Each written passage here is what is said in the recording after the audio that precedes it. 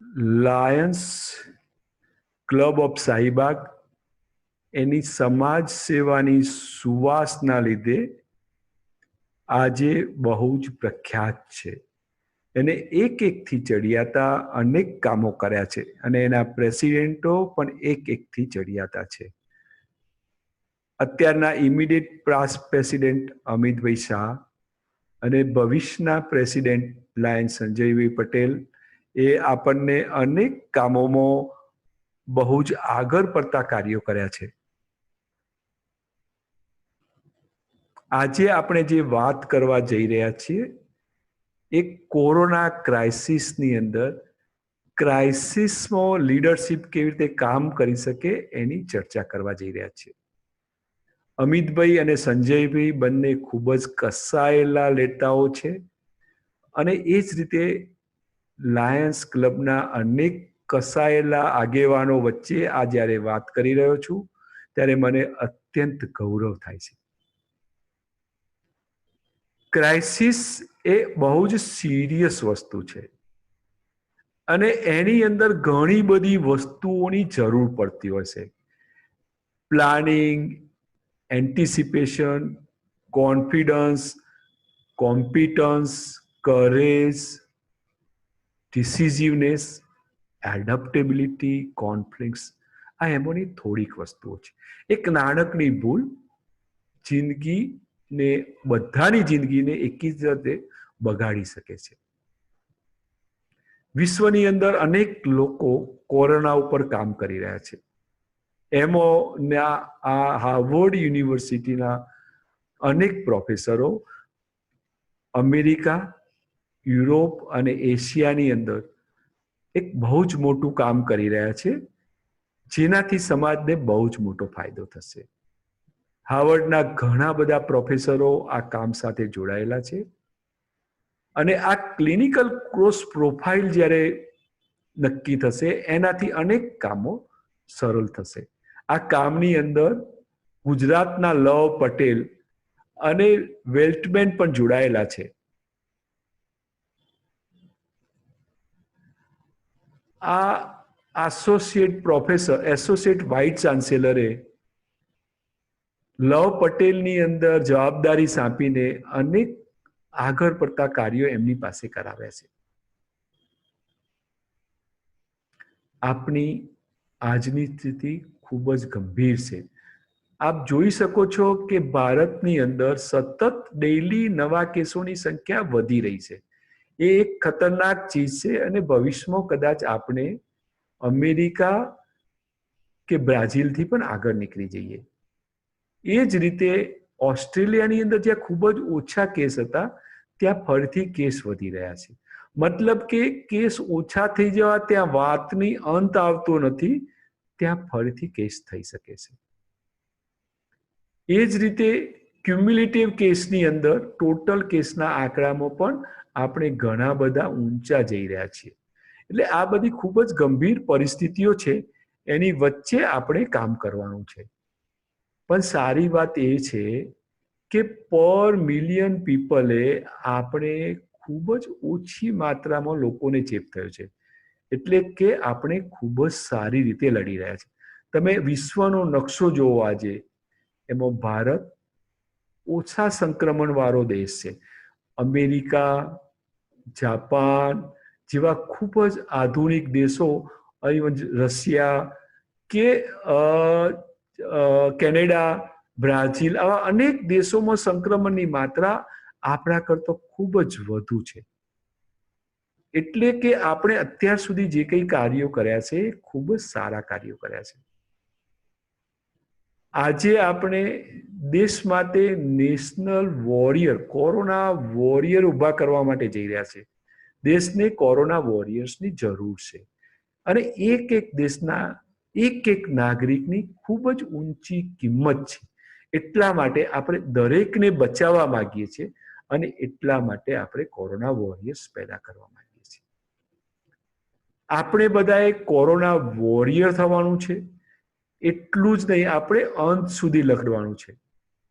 આજે હું તમને જે વાતો કરવા જઈ રહ્યો છું એ કોરોના વાયરસની કટોકટીમાં જીતવા માટેની આત્મવિશ્વાસ સાથે જીતવાની વ્યૂહરચનાઓને તમારી તાકાતને બતાવવા માટે જઈ રહ્યો છું. કોરોના વાયરસ ચામાચીડિયામાંથી આવે છે અને ત્યાંથી પ્રાણીમાં ને ત્યાંથી માણસમાં જાય છે. આ વાયરસ કેટલો સૂક્ષ્મ છે એ સમજવા માટે તમે સૌથી પહેલા આ વરસાદનું ટીપું જુઓ. એને એક નાની બોર્ડર બતાવી છે. એ કેટલું મોટું હશે એ આના ઉપરથી તમને કલ્પના આવી શકે. એના બાજુમાં આ બીજકણ છે, આ ફૂગ છે, આ બેક્ટેરિયા છે, આ તમાકુનો ધુમાડો છે અને આ જે અતિ સૂક્ષ્મ દેખાય છે એ વાયરસ. મતલબ કે વાયરસ એ ખૂબ જ સૂક્ષ્મ છે. તમને એ જાણીને નવાઈ લાગશે કે ખરેખર વાયરસમાં તો ખૂબ જ ઓછી તાકાત છે. કેમ કે એને જીભ નથી એટલે બોલી નથી શકતું, એને આંખ નથી એટલે જોઈ નથી શકતું, એની પાસે કાન નથી એ કોઈ વાત સાંભળી નથી શકતું, એને હાથ નથી કે આપણને પકડી લે, એને પગ નથી કે ચાલતું ચાલતું આપણી પાસે આવે, એને શરીર નથી. બધા કોષોને કોષ દિવાલ હોય છે, એને કોષ દિવાલ નથી. તે અતિ સૂક્ષ્મ છે જે આ નરી આંખે જોવો શક્ય નથી. એ ખૂબ જ હલકો છે, થોડાક પવનથી પણ ઉડી જાય છે. આપણે એને જોઈ નથી શકતા. સાબુ એને ધોઈ કાઢે છે અને કોઈ સપાટી ઉપર પડ્યો રહે તો થોડા વખતમાં એનું મૃત્યુ થાય છે. શુદ્ધ હવા એ જીવન છે, પણ આજે આ શુદ્ધ હવા આપણા માટે ઝેરનું કે મોતનું કારણ થઈ રહ્યું છે. કોરોના વાયરસના લીધે એ આપણા નજીક આવવા માટે એ કારણભૂત બને છે. એ જ રીતે અત્યંત નજીક સંપર્કો જે આપણા જીવનમાં સ્વાભાવિક છે એ પણ આ રોગ વધારવા માટે કારણભૂત થઈ રહ્યા છે. કોરોના વાયરસ ફક્ત આંખ, નાક અને મોં દ્વારા જ ફેલાય છે અને જ્યારે શ્વસન કોષની દિવાલ ઉપર આવે છે ત્યાં સુધી એ નિર્જીવ રહે છે. પણ જેવો શ્વસન કોષની દિવાલ ઉપર એ આવે છે ત્યારે એ ફટાફટ એની અંદર ઘૂસી જાય છે, પૂરા કોષનો એ નાશ કરે છે. આ કોરોનાનું સંકટ એ આપણી અજ્ઞાનતાનું ફળ છે. આપણે અત્યાર સુધી જે રીતે જીવન જીવી રહ્યા છે, જે એક્શનો લઈ રહ્યા છે, એના કારણે કોરોના આપણા અંદર આવી રહ્યો છે. જિંદગીમાં ક્યારે થ્રેટ્સ આવે, ભય આવે, ત્યારે આપણે એ વાસ્તવિક હોય કે અવાસ્તવિક હોય એ ચિંતા પેદા કરાવે છે. આ ચિંતાના લીધે ડર થાય છે અને ડર બુદ્ધિનો નાશ કરે છે. આ એન્ટિસિપેશનના લીધે ટાઈપ 1 એરર, કે જે વસ્તુ સાચી નથી એને આપણે સાચી માની લઈએ છીએ અને એનાથી ફોલ્સ એલાર્મ થાય છે અને એ ભય પેદા કરે છે. એ જ રીતે અમુક એવા લોકો છે કે આ વસ્તુ સાચી છે છતાં એને ખોટી માને છે, પોતાને બહાદુર માને છે અને આવા લોકોને આ રોગ થવાનો ચાન્સ ખૂબ જ વધુ હોય છે.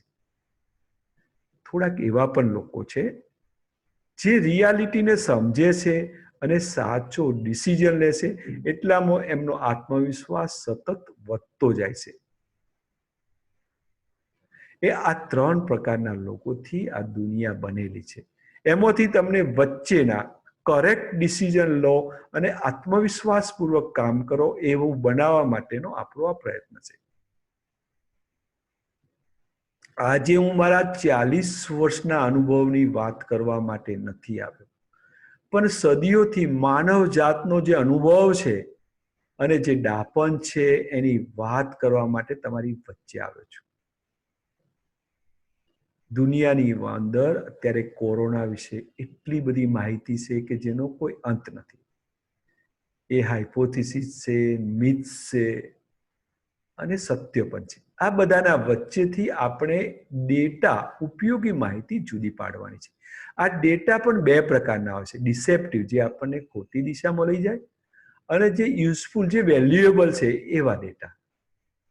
આ ડેટાનો આપણે સ્વતંત્ર રીતે અભ્યાસ કરવાનો છે અને ક્રિટિકલ વ્યૂ લેવાના છે, જેના ઉપર આપણે તર્ક કરી શકીએ, રિઝનિંગ કરી શકીએ, એટલું ને ખાતરીપૂર્વક કન્વિન્સિંગ અને વજનદાર રીતે દલીલ કરી શકીએ એવા રીઝન પેદા કરવાના છે ડિપેન્ડેબલ અને ઇમ્પોર્ટન્ટ વેલ્યુએબલ ડેટાઓની મદદથી.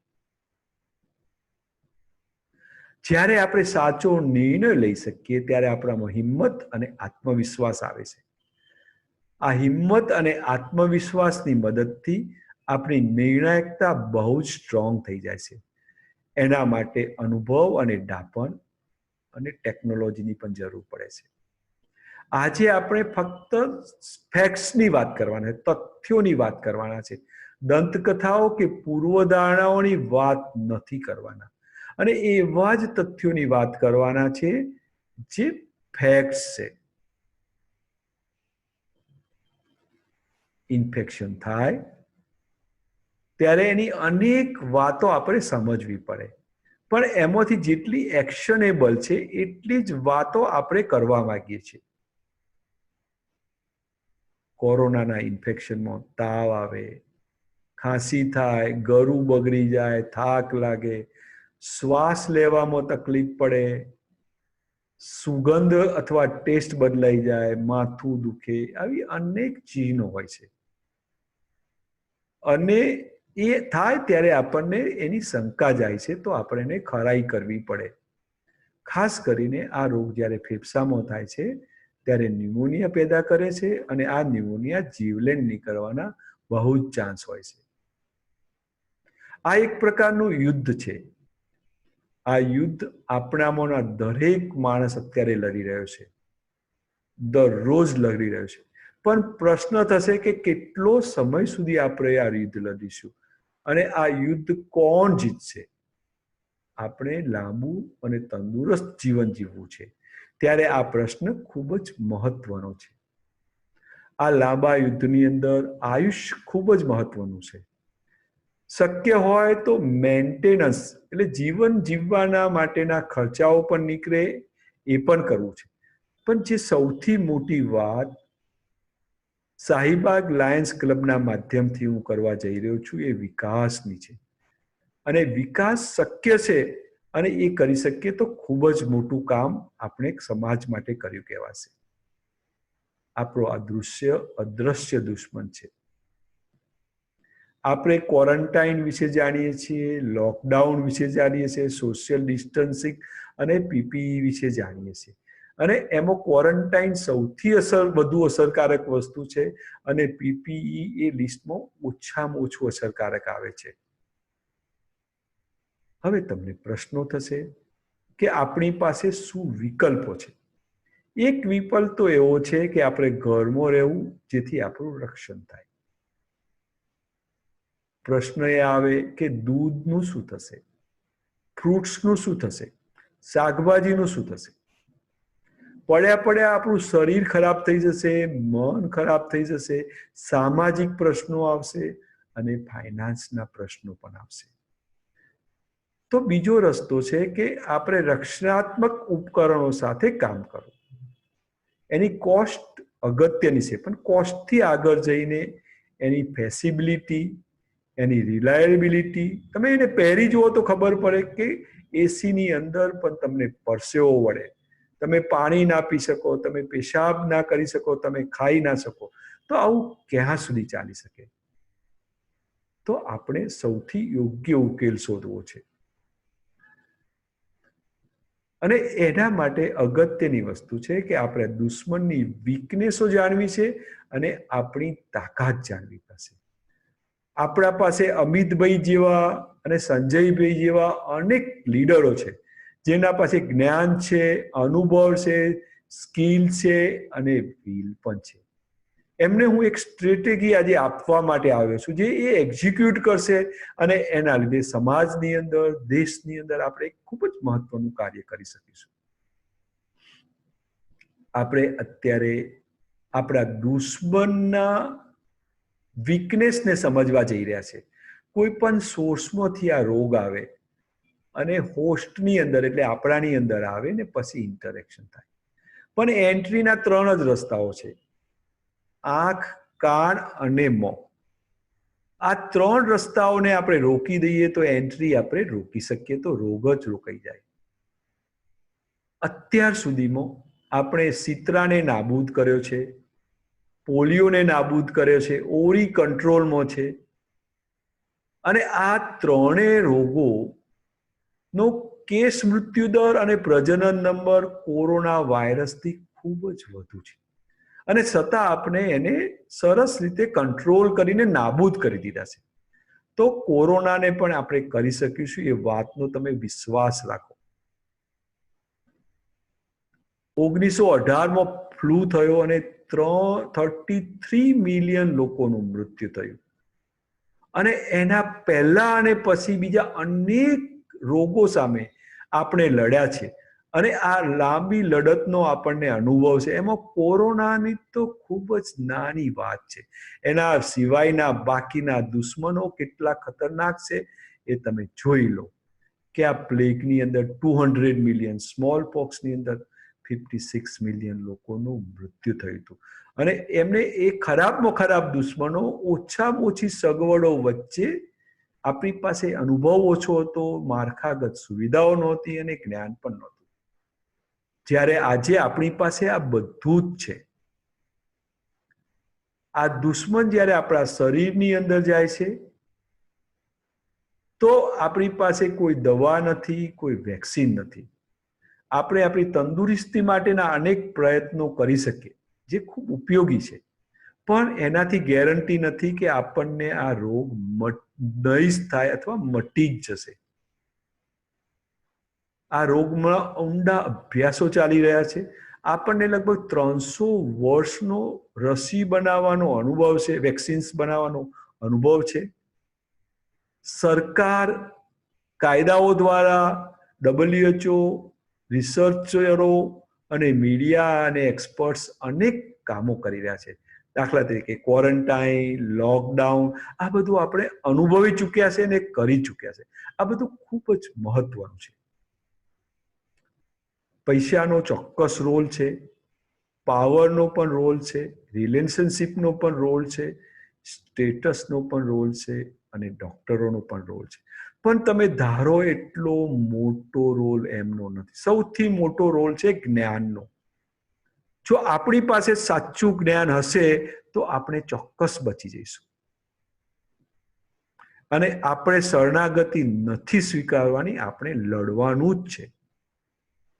અને એના માટે આ રોગની જે સૌથી અગત્યની વાતો છે એમાં એની કોઈ ટ્રીટમેન્ટ નથી તો કંઈ નહીં, નથી, પણ એ રોગ અટકાવી શકાય એવો છે. એ બહુ જ મોટી વાત છે, અને આપણે આ વાત ઉપર આગળ વધવાનું છે.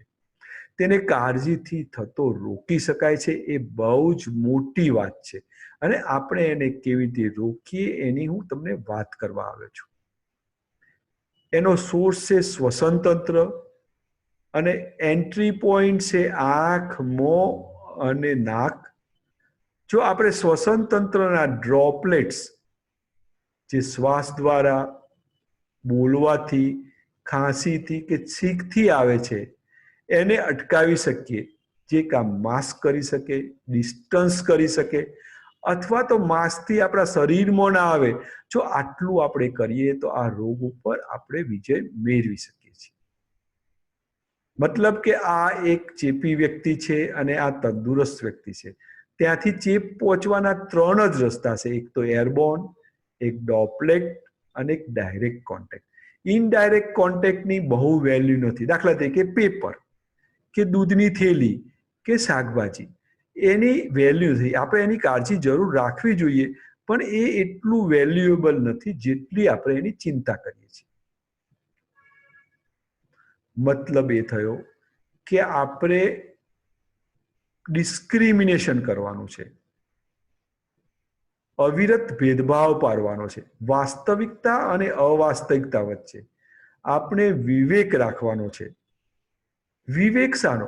આપણે આ વસ્તુ બહુ વધુ તો નથી કરી રહ્યા ને, આ વસ્તુ ખૂબ જ ઓછી તો નથી કરી રહ્યા ને, આ વસ્તુ બિનજરૂરી તો નથી કરી રહ્યા. આનો સતત ભેદભાવ કરવાનો છે. જો આપણે આ કરીશું તો આપણે ચોક્કસપણે સક્સેસફુલ થઈશું. મતલબ કે 2 રસ્તાએથી આવી શકે છે અને 3 રસ્તેથી શરીરમાં આવી શકે છે. આ સ્લાઇડને તમે તમારા ઘરના દરવાજા આગળ, તમારા ઓફિસ આગળ કે તમારા ધંધાના સ્તરે રાખો અને બધાને સમજાવો. જો આટલું સમજી જઈશું તો આપણે બધું જ સમજી ગયા છે એમ માની લેવાનું. તમને પ્રશ્ન થશે કે વિવેક કેવો અને શાનો રાખવો જોઈએ? કે દાખલા તરીકે તમે ઘરમાં કે ઓફિસમાં એકલા છો ને માસ્ક પહેરો છો તો એ બિનજરૂરી છે અથવા તો બહુ જ વધુ પડતું છે. તમે ઘરમાં કે ઓફિસમાં એન્ટિસેપ્ટિકનો ખૂબ જ ઉપયોગ કરો છો તો એ બિનજરૂરી હોઈ શકે અથવા વધુ પડતું હોઈ શકે. તમે N95 માસ્ક વાપરો છો અને જરૂર ના હોય એવી જગ્યાએ વાપરો છો તો એ ખોટી વસ્તુ છે. મને કંઈ જ નહીં થાય એવું માનો છો કે હું ખૂબ જ તંદુરસ્ત છું તો એ ખોટી વસ્તુ છે. જ્યારે જરૂર છે ત્યારે માસ્કનો ઉપયોગ કરવો એ ખૂબ જ અગત્યની વાત છે. કોઈ પણ વ્યક્તિથી 6 ફૂટથી ઓછું અંતર રાખવું એ ખૂબ જ જોખમી વસ્તુ છે. જ્યારે આપણી પાસે સાબુ અને પાણી ઉપલબ્ધ હોય ત્યારે સેનિટાઈઝરનો ઉપયોગ કરવો એ ઓછી સારી વસ્તુ છે. જ્યારે આ રોગો ફેલાય છે ત્યારે ભય ફેલાય છે, કારણ કે આ ગ્રાફ સતત વધતો જાય છે. પણ તમે યાદ રાખો કે આ ગ્રાફ ધીરે ધીરે ઓલવેઝ આજ સુધી કાયમ માટે ઓછો જ થઈ ગયો છે. એમ કોરોના પણ એક દિવસમાં જતો રહેવાનો છે. આ કોરોનાની સારવાર માટે એક લીડર તરીકે આપણે માનવ વર્તનને સમજવાની ખૂબ જ જરૂર છે. એક ટ્રસ્ટવર્ધી કોમ્પિટન્ટ લીડર થવાનું છે, જેથી દરેક માણસોને આપણે સમજી શકીએ.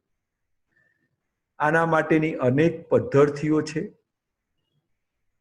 અને એનો સારાંશ આ છે કે આ વસ્તુના સેન્ટરમાં આપણે છે અને આપણે જોખમને સમજવાનું છે.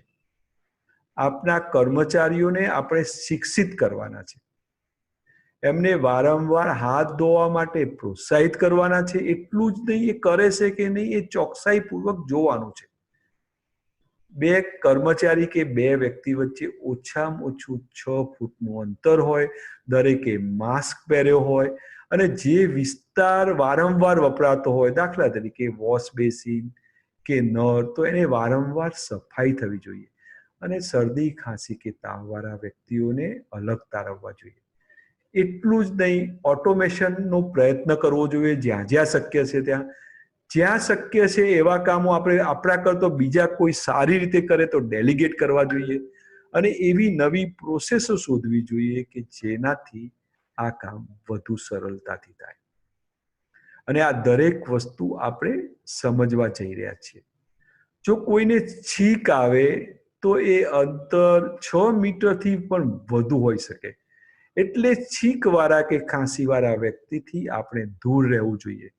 આપણું જે 6 ફૂટનું અંતર છે એ 6 મીટર પણ ટૂંકું પડી શકે અને જો પવન તમારી દિશામાં આવે તો એ અંતર એનાથી પણ વધુ લાંબુ હોઈ શકે.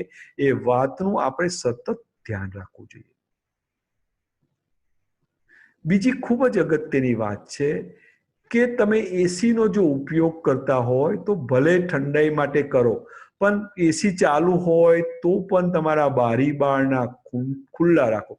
વેન્ટિલેશન ખૂબ જ મહત્વની વસ્તુ છે. તમારો પંખો ચાલુ રાખો. આ વાયરસ ખૂબ જ હલકો છે. થોડોક પણ પવન આવશે તો ઉડીને ક્યાંય ચાલ્યો જશે. એટલે પવનની દિશા અને ઝડપ એ ખૂબ જ અગત્યની વસ્તુ છે. એટલા માટે તમે જ્યાં જ્યાં કામ કરો છો કે રહો છો ત્યાં હવાનો એક જ દિશામાં પ્રવાહ આવે, યુનિડાયરેક્શનલ એરફ્લો પેદા કરવાનો પ્રયત્ન એ ખૂબ જ મહત્વનું છે. કારણ કે માસ્ક ક્યારેક મોઢા ઉપરથી નીચે ઉતરી જાય કે બરાબર ના પણ હોય, પણ જો યુનિડાયરેક્શનલ એરફ્લો હશે તો તમારે બચી જવાનો ચાન્સ ખૂબ જ વધી જશે. એ જ રીતે જો મોટાભાગના લોકો જાહેરમાં માસ્ક પહેરે તો રોગનું ટ્રાન્સમિશન અને રિસીવિંગ બંને કંટ્રોલમાં આવી જશે. તો એ કરવું ખૂબ જ જરૂરી છે. પણ માસ્કની અંદર જે પ્રશ્નો જોયા છે એ આ 3 જગ્યાએ થાય છે, જે બ્લેક કર્યું છે મેં. એ જગ્યાએ જો હવા જાય એવું ખુલ્લું હોય તો માસ્કનો જેટલો ફાયદો છે એટલાથી એ ઓછું ફાયદાકારક બને છે. એટલે તમે માસ્ક પહેરો, દાખલા તરીકે આ વ્યક્તિએ N95 માસ્ક પહેરેલો છે પણ એનું નાક ખુલ્લું છે તો આ માસ્કની વેલ્યુ જતી રહે છે. અને આ અંતર પણ ખૂબ નજીક છે, એની આજુબાજુ અનેક લોકો ઊભા છે, તો તમે આ ડિસ્ટન્સિંગ અને માસ્ક બરાબર પહેરવાનું શીખો એ ખૂબ જ જરૂરી વસ્તુ છે. જુદા જુદા પ્રકારના અનેક માસ્ક આવે છે પણ એમાંથી સામાન્ય રીતે આ કમ્ફર્ટ માસ્ક આપણે જરૂરી હોય છે. હા, ડોક્ટરોને સ્પેશિયલ માસ્કની જરૂર પડે પણ જનરલી આપણને આ સાદા માસ્કની જ જરૂર હોય છે. અને આ માસ્કમાં શું શું લખેલું છે એ વાંચતા શીખવું એ ખૂબ જ અગત્યનું છે. પણ સૌથી અગત્યની વાત છે કે તમારે મોટા ભાગે સાદા માસ્કની જરૂર છે અને મોંઘા માસ્ક કોઈ પર્ટિક્યુલર સિચ્યુએશન માટે જ જરૂરી હોય છે. વાયરસ અતિ સૂક્ષ્મ હોય છે, એનાથી આ બધા જીવાણુઓ મોટા છે અને એટલા માટે જ આપણે માસ્ક વાપરીએ છીએ અને જુદી જુદી પરિસ્થિતિમાં જુદી જુદી સાઈઝના માસ્ક વાપરીએ છીએ. માસ્કની અંદર એક ખૂબ જ અગત્યની વસ્તુ આ નોઝ પિન છે. આ રીતે માસ્ક પહેરો તો એની વેલ્યુ છે પણ ઓછી છે. આ રીતે માસ્ક પહેરાવવો જોઈએ જે નોઝ પિન ફિક્સ થઈ જાય. એને બાંધતી વખત આ એક દોરી ઉપર અને એક દોરી નીચે હોવી જોઈએ. આ રીતે બંને દોરી જોડે હશે તો એ માસ્કની વેલ્યુ ખૂબ જ ઓછી થઈ જશે. અત્યારે હેન્ડ સેનિટાઈઝર બહુ જ વપરાય છે, વાપરવું જોઈએ, ખૂબ જ અગત્યનું છે. પણ જ્યારે સાબુ અને પાણી ના હોય ત્યારે જ વાપરો, કારણ કે એના ઘણા લિમિટેશન છે. એક તો એ બધા જંતુઓ દૂર કરતું નથી.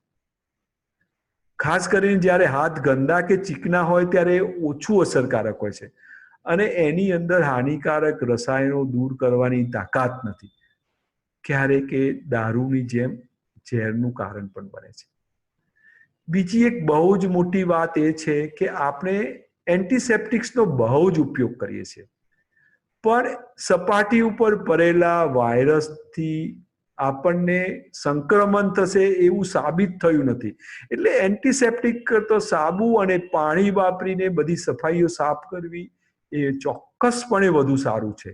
અને બહુ જ ખરાબ દૂષિત જગ્યાઓ સિવાય બીજી જગ્યાએ વધુ પડતા એન્ટીસેપ્ટિક્સનો ઉપયોગ કરવાની બહુ જરૂરિયાત નથી એવું CDC જેવી બહુ જ મોટી સંસ્થાનું કહેવું છે. આ મારી વાત નથી. ટિપ્સ ને ટ્રિક્સ અનેક હોઈ શકે અને તમે તમારી બુદ્ધિથી એનો ઉપયોગ કરી શકો છો. આજની પરિસ્થિતિ માટે આપણા પાસે શું વિકલ્પો છે? તો પહેલો વિકલ્પ છે કે તમે આજ અથવા કાલ બહાર નીકળી શકો છો. આજ કે બાલ તમે બહાર નહીં નીકળો તો થોડા અઠવાડિયા પછી તો તમારે નીકળવું જ પડશે. એવું પણ બને કે થોડા અઠવાડિયા સુધી તમને ઘરના લોકો બહાર નહીં નીકળવા દે, તો થોડા મહિના પછી તો નીકળ્યા વગર છૂટકો જ નથી. અને કદાચ તો તમે થોડા મહિના બહાર નહીં નીકળો અને એકાદ વર્ષ નીકળી જશે તો તમે નિવૃત્ત થઈ જશો. એટલે પહેલું કામ છે તમે બહાર આવો. બીજું કામ છે તમે પૂર્ણ સલામતી સાથે બહાર નીકળો. આપણે જોખમ લેવા માંગતા જ નથી. આપણી પૂર્ણ સલામતી એ આપણો સૌથી મહત્વનો સંકલ્પ છે અને એને ક્યારેય તોડવાનો નથી. પણ તમે પૂર્ણ સલામતી જ્યાં સાથે બહાર આવશો તમે અનેક લોકોને મળશો. સંજયભાઈ કેવી રીતે કામ કરે છે, અજયભાઈ કેવી રીતે કામ કરે છે, પ્રવીણભાઈ કેવી રીતે કામ કરે છે, એ બધું સમજો. કોઈ ધંધાવાળી વ્યક્તિ કેવી રીતે કામ કરો છો આ સમજો. આ સમજવું ખૂબ જ અગત્યનું છે. પછી તમે ચર્ચા કરો, અન્યને જુઓ, આમાંથી જે સારું લાગે એ સ્વીકારો. એનાથી તમારી તાકાતમાં વધારો થશે અને દિવસે દિવસે તમે વધુ ને વધુ કામ કરતા થશો. મતલબ કે આપણે બહાર આવવું છે અને પ્રોડક્ટિવ બનવું છે. એમ કરવાથી આપણો આત્મવિશ્વાસ વધશે, બીજા લોકોને કરવાની ઈચ્છા થશે, આની મેગ્નિફાઈંગ ઇફેક્ટ આવશે, અનેક લોકોનું સર્વાઈવલ શક્ય બનશે. અનેક ધંધાઓ શરૂ થશે તો અનેકને જીવનદાન મળશે. અને કમ્પાઉન્ડિંગ ઇફેક્ટની તો તમને ખબર જ છે, જેટલું વહેલું આ કામ શરૂ કરીશું એટલી કમ્પાઉન્ડિંગ ઇફેક્ટ આવશે, એનાથી ડેવલપમેન્ટ થશે. આપણે એક્ઝામ્પલ સેટ કરીશું, એક ડેવલપમેન્ટ મોડલ કરીશું. અને આ બધું કરવા માટે શાહીબાગ લાયન્સ ક્લબના પ્રેસિડેન્ટો તૈયાર જ છે. એમને આપણા દેશને, આપણા સમાજને લીડ કરવાનો છે, એક ઉત્તમ એક્ઝામ્પલ પૂરું પાડવાનું છે અને આ દેશને આગળ લાવવા માટેનું એમનું યોગદાન આપવાનું છે. અત્યારે ધંધા અને રોજગાર ડાઉન થઈ રહ્યા છે. ધંધાની વ્યાખ્યા એવી છે કે સેટિસ્ફાઈંગ નીડ્સ પ્રોફિટેબલી, એટલે નફો પણ કરવાનો છે અને નીડ પણ સંતોષવાની છે. પણ આજનું વાતાવરણ એવું છે કે દુનિયા ભાગના મોટા ભાગની જીડીપી ખૂબ જ ડાઉન થઈ રહી છે. જો જીડીપી ડાઉન થાય તો નીડ્સ ઓછી થઈ જવાની છે. મેન્યુફેક્ચરિંગ, જીડીપી તમે જુઓ કેટલું બધું ઘટી રહ્યું છે. એટલે દુનિયાભરના બિઝનેસોમાં મોટી ક્રાઇસિસ આવી છે. તમે ટ્રાવેલ્સ જુઓ, એરલાઇન્સ જુઓ, આ ધંધાઓ તો ઝીરો થઈ ગયા છે. આવા સંજોગોની અંદર શાહીબાગ લાયન્સ ક્લબના નેતાઓ હાથ જોડીને બેસી રહે એવા નથી. આપણે જાણીએ છીએ કે આ નીડ અને પ્રોફિટની વચ્ચે આપણે છીએ અને આપણે એવું શું કરી શકીએ, આપણે એવું શું કરીએ જેથી આપણો સમાજ બેઠો થાય. પહેલી વસ્તુ છે પોઝિટિવ કેશ ફ્લો, થોડુંક પણ કમાઈએ, નેગેટિવ ના રહે. બીજી ખૂબ જ અગત્યની વાત છે કે આપણે એવી સ્કિલો શીખીએ કે જેમાં આવકની માત્રા ઊંચી હોય.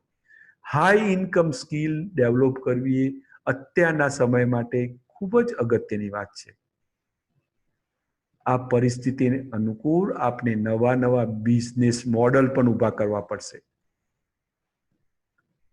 આ બિઝનેસ મોડલની અંદર સૌથી અગત્યની વસ્તુ છે કેશ ઓન ડિલિવરી. કારણ કે ગમે એટલો સારો વ્યક્તિ હશે, એની પાસે કેશ જ નહીં હોય તો તમે ડૂબી જશો.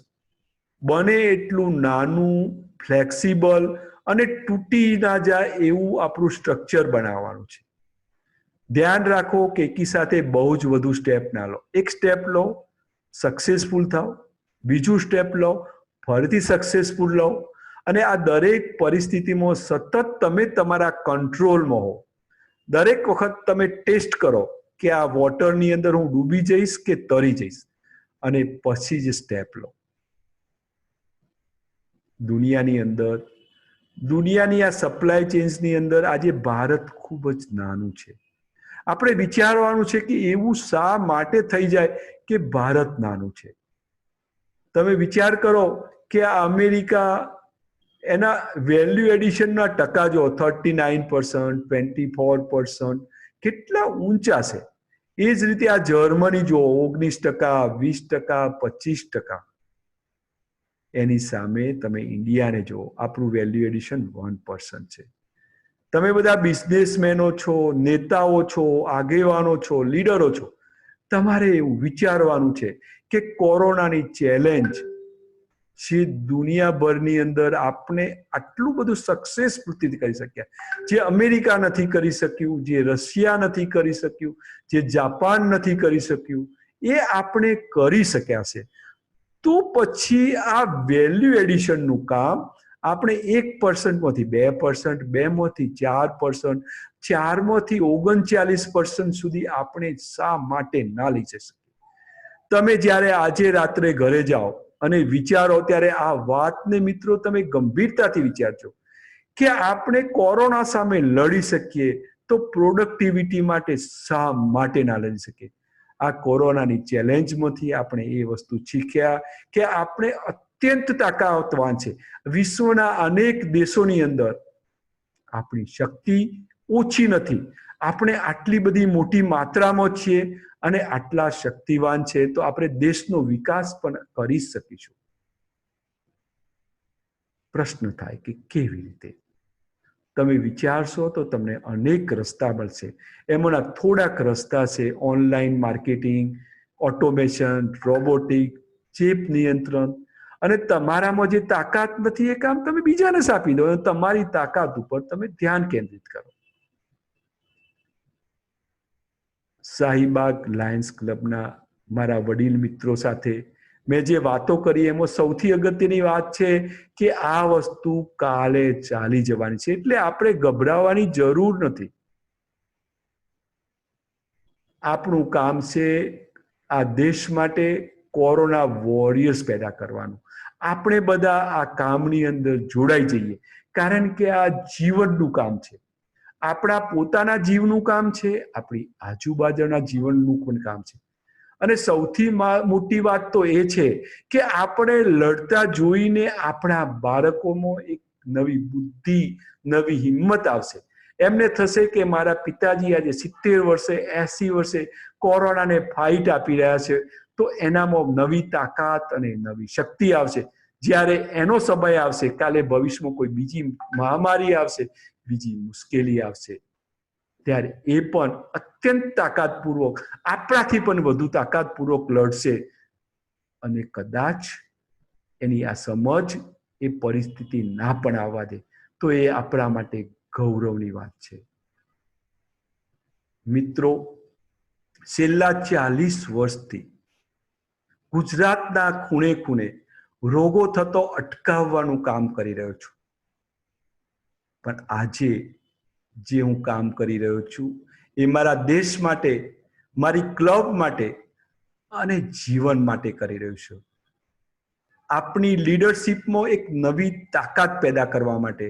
આ ક્રાઇસિસની અંદર આપણું લીડરશિપ એક એવું કામ કરે કે આપણી લાયન્સ ક્લબો, બીજી ક્લબો, અનેક સંસ્થાઓ માટે આપણે દ્રષ્ટાંતરૂપ થઈએ. આપણું પ્લાનિંગ, આપણું એન્ટિસિપેશન, આપણો કોન્ફિડન્સ, આપણી કોમ્પિટન્સ, આપણું કરેજ, આપણી ડિસિઝિવનેસ, આપણી એડેપ્ટેબિલિટી અને આપણું કોન્ફ્લિક્ટ રિઝોલ્યુશન કરવાની તાકાતની કોપી કરવા માટે અનેક લોકો શાહીબાગ લાયન્સ ક્લબના સભ્યો સુધી આવે, એને નેતાગીરી માટે રિક્વેસ્ટ કરે કે તમે જેવું કરી શક્યા એવું અમારે કરવું છે. જો એવું કંઈક થશે તો હું માનીશ કે આજનું મારું જે કાર્ય કર્યું છે એ મારા દેશ, મારા સમાજ અને મારી ક્લબ માટે એક ખૂબ જ મહત્વનું કાર્ય છે. અને એનાથી મને ખૂબ જ ગૌરવ થશે, હું ખૂબ જ આનંદ અનુભવીશ. ક્રાઇસિસમાં લીડરશિપ પેદા કરવાના અમારા ભગીરથ પ્રયત્નો એ મારા પ્રયત્નો નથી, આપણા બધાના પ્રયત્નો છે. એ શાહીબાગ ક્લબના પ્રયત્નો છે, એ શાહીબાગ ક્લબની લીડરશિપના પ્રયત્નો છે. મને ચોક્કસપણે ખાતરી છે કે એક એવો દિવસ આવશે કે આ કોરોના ક્રાઇસિસ જતી રહેશે અને શાહીબાગ લાયન્સ ક્લબના ઇતિહાસની અંદર સુવર્ણ અક્ષરે વાતો લખાયેલી હશે. આપણી ભાવિ પેઢીના નેતાઓ આપે આજે જે કામો કર્યા છે એના ગુણગાન ગાશે. આપણા બાળકોમાં નવી તાકાત અને નવી સમજ આવશે અને આ કોરોના ક્રાઇસિસની અંદરથી બહાર આવીને આપણા દેશને નવી તાકાત, નવી શક્તિ, નવી ઉર્મિઓ અને નવી જોમથી ભરી દઈશું. અને આ દેશ એક સોનાનો દેશ હતો, અત્યંત પ્રોડક્ટિવ, અત્યંત શક્તિશાળી અને સમૃદ્ધ દેશ હતો. ચાલો આજે આપણે બધા ભેગા થઈને ફરીથી એક એવું કામ કરીએ, એક એવી દિશાએ લઈ જઈએ કે આજે નહીં તો કાલે, 5 વર્ષે નહીં તો 10 વર્ષે આ દેશ પહેલા જેવો જ અથવા તો એથી વધુ સમૃદ્ધ બને, એથી વધુ શક્તિશાળી બને, એથી વધુ પ્રભાવી બને. આપણા બાળકો, આપણા મિત્રો, આપણા સર્કલના લોકો, આપણા દેશના નાગરિકો અત્યંત સુખી થાય. અને આ સુખ જ્યારે આપણે જોઈએ, આપણી જિંદગીના છેલ્લા દિવસો હોય અને આ સુખ આપણે જોતા હોઈએ, એ વખતે તમે ફક્ત એક વખત યાદ કરશો કે અમારી ક્લબના સભ્ય ડોક્ટર પીબી પટેલ રવિવારની સાંજે અમારી વચ્ચે આવ્યા હતા અમને એક વાત કહી હતી અને એ વાત અમારા સુખનું, અમારા સમાજના સુખનું, અમારા દેશના સુખનું, અમારા સર્વના લાંબા આયુષ્યનું કારણ હતું. એવું થયું છે એવું તમે ફક્ત એક જ વખત યાદ કરશો તો હું મારી જાતને ધન્ય સમજીશ. નમસ્કાર. મારા સભ્ય મિત્રોનો હું ખૂબ ખૂબ આભાર માનું છું કે તમને આ પવિત્ર કામ કરવા માટે મને જે જવાબદારી આપી. અસ્તુ.